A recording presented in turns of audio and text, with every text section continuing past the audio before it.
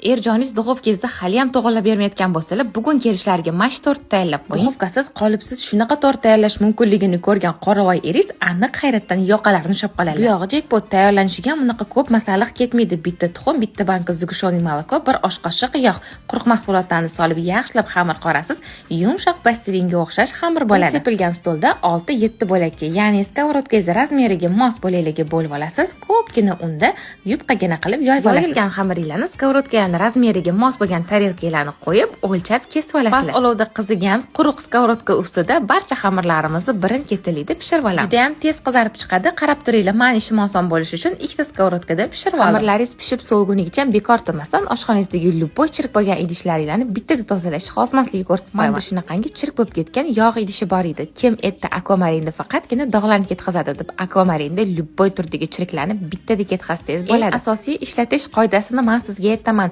Albatta cho'g'imda qaynab turgan suv bo'lishi kerak. Vositani idishga solasiz, ustidan qaynab turgan suvni qo'yasiz. Xuddi shunaqa reaksiyaga kirishadi.